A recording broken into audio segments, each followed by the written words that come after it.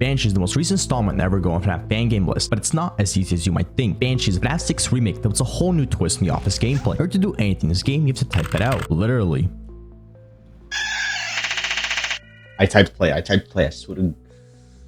swear to God, I typed play. But remember, while you're doing this, there are 5 bloodthirsty animatronics that won't forgive you. One mistake and you're dead. But don't worry, the game is nice. They give you cams so you can monitor them and hopefully make it through the night. This game also has a max mode, which on the surface isn't hard. But come on, this is a FNAF fan game. Nothing is easy. Every game wants to torture you and rip you from the inside out, and this game is no exception. Remember how I said you have cams to help you? Okay, so in the max mode of the game, you can't use cams. So this begs the question, can I be the first person ever to beat the true max mode of Banshee?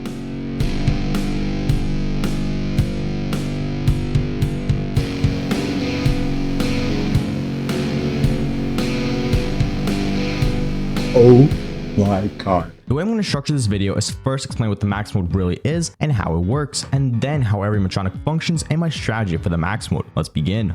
After completing the main nights of the game, you finally unlock the max mode, and I hope you're prepared. The max mode has 5 main animatronics, the broken cams add-on, and 1 more secret character, which we're going to talk about later on in the video. This game is fairly new, so there isn't really a set max mode, so I have to establish my own, and after much thought, this is what I came up with, which honestly is really a no-brainer. Every animatronic set to max AI, which surprisingly in this game isn't all 20. 3 of them are set to 10, and the other 2 are set to 4. Broken cams add-on, and finally the secret character. Also, this night has to be beat with tasks and not just waiting until 6 AM. This is the full max mode of Banshee that we have to attempt to beat. Well, let's meet the gang. Before we actually talk about each animatronic, we have to understand how to navigate the office and understand every mechanic. The office navigation isn't too hard. You have a computer in front of you, doors to the left and right, and a window at the top left. Now let's talk about the mechanics. There aren't too many, so it should be pretty straightforward. In order to close the doors on your left and right, click on the door and drag it across the screen. And in order to keep it closed, you have to hold it. It's not like other games where it'll stay closed until open. If you right click on the mouse, you're able to close your eyes, which will be useful later on. And finally, the computer. If you click control, you'll go inside the computer and you'll have 2 options there, tasks and cameras. Like I said in the intro, everything has to be typed out. So if you want to use cams, type out CC and then use the arrow keys to navigate them. If you want to do tasks, then you have to type out each individual task. Task 1, task 2, task 3, and task 4. I'll explain how to beat each task with maximum efficiency when I go over the strategy for the max mode. And that's the office explanation complete. Pretty simple, right? Let's talk about the animatronics. The main animatronics include Afton, Yellow Bear, Molten, Lefty, and Baby. And remember, there's one more, but we'll talk about him, or should I say her, later. Starting off with Afton, he begins at the dining hall and moves towards the arcade, then the storage hallway, and then he'll approach you from the left hall. You'll know he moved cams, or really the fact that anyone with cams,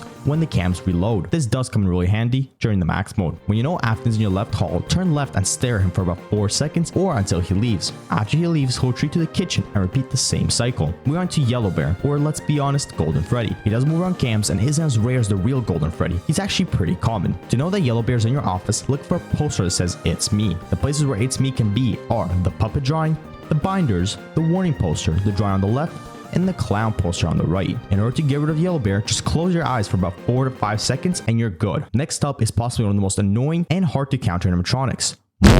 Molten starts the night on the kitchen cam and makes his way to the kitchen hallway, just right outside your right door. When he moves to your right door, look to the right and just simply stare him down. After staring Molten down, on a random intro, the lights can start flashing. This means Molten is on one of the cams and you have to find him and play a sound to prevent him from killing you. There aren't really any set cams he could go on. He could be anywhere, so you have to make sure you're fast. Next up is Baby, probably one of the easiest yet most pesky animatronics. She begins on the stage and slowly approaches you. The main cams you want to look out for is cam 3. When she's on cam 3, she's the closest to your office. When you see that Baby has left cam 3, go out of the computer and look at the window. She'll appear there, and whatever side she goes to, you have to close the door on that side for about 4 seconds or until you hear this sound. And finally, Lefty. She starts on the main stage and can't be stopped. Literally, you can only stall Lefty. In order to stall her, when you play a sound on the cam that she is on. After the main stage, Lefty will go to the dining hall and then the kitchen hallway, and then... When Lefty moves cams, make sure to also change the sound to the cam that she is on. You can see how Molten and Lefty might be a problem together. Now, if you remember, I said there's a secret character in this game, so let's talk about it. This character can only be unlocked during the max mode and is honestly not too hard. The secret character is... the puppet. The puppet has 2 main sound effects that you should know, the whisper and the giggle.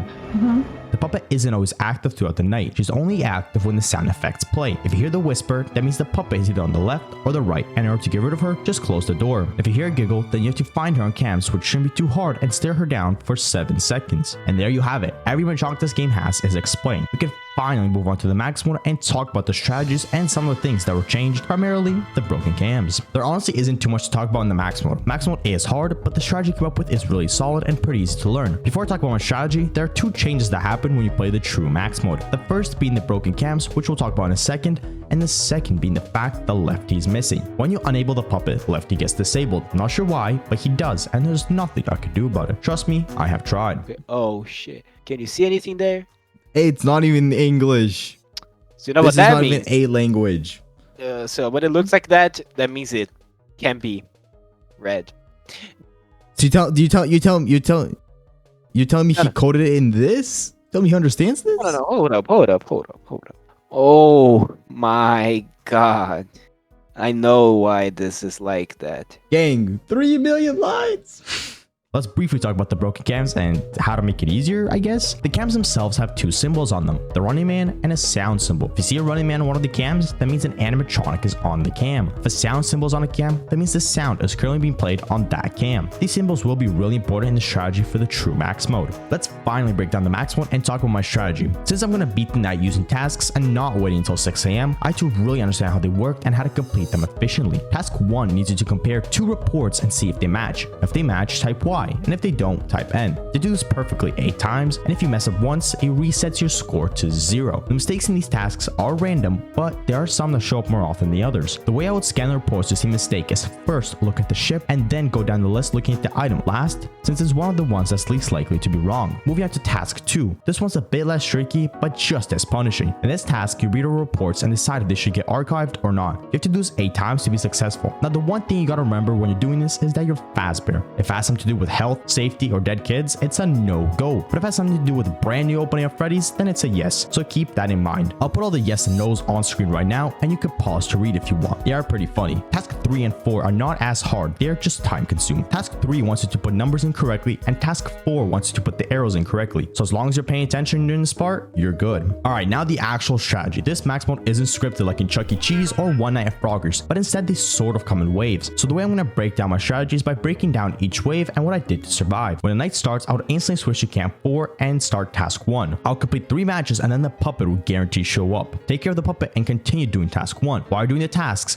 look at the camera monitor for the yellow man. Once he appears, continue doing task 1 and make sure you finish it before he disappears. When he disappears, that means Molten is at your door. Molten does have a bit of lineage, so make sure task 1 is done before taking care of him. Also, one tip, when doing task 1, make sure you get 0 wrong, otherwise it'll set you back and you won't be able to finish all the tasks in time. After taking care of Molten, go to Afton, but if the lights start flashing, then find Molten on cams. The way I would do this is go down from camp 4 and play sound on every cam that I saw yellow man on. Practice like you play before playing the night. After Molten's taken care of, go to Afton and take care of him, and then go back to the center and close your eyes to take care of Yellow Bear. But if you hear the puppet, then take care of her first. Basically, Pup has priority over everything. After you get rid of Yellow Bear, start doing task 2 while monitoring the window for Baby. When she comes, quickly take care of her because she is not waiting at all. After you take care of her, go back to doing task 2, and then everything repeats. That's one wave, which will take you until about 1 AM, and if you do all the tasks correctly without mistake, then you should finish around 4 AM, which means there are 4 waves. So you might be saying, isn't this scripted then?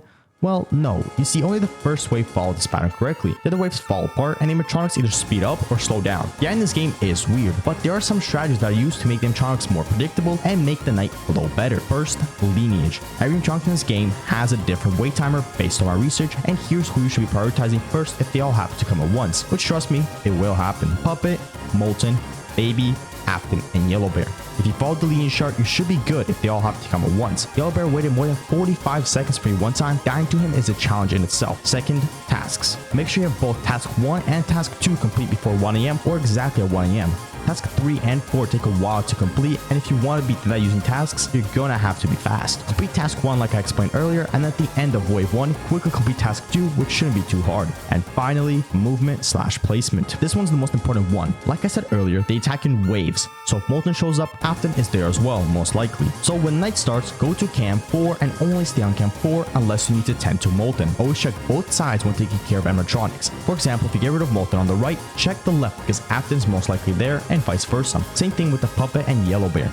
After closing your eyes, also check both doors. After the molten light to be sneaky. And there you have it. Everything you need to know in order to beat the true max mode of Banshee. Now you won't do this first try. Trust me, there is some RNG that goes into this, so be patient. But anyways, now you get to watch me suffer through this night and actually see how I beat it. Why? Literally 10 minutes ago, I was doing this flawless. Flawless. I was flying. All right. Okay, here we go. Focus. Speed. I am speed.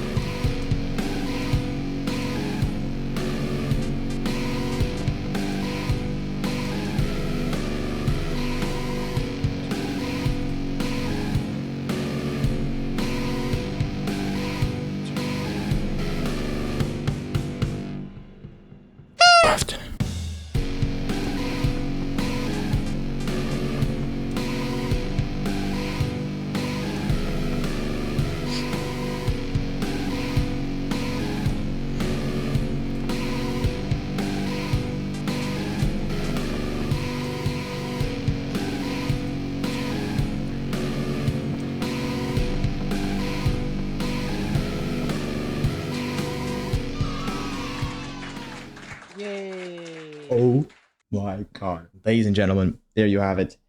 Hardest custom night in Banshee beat. You know, without Dan, we couldn't do it. Dan, say your final words. I hate this game. Nah, the game's good, but like the puppet. All right, be quiet. Yeah, Let we me do all my crack outro. it. Let me do my outro. Thank you guys for watching. Make sure to stay gamering, and I'll see you in the next one. Peace.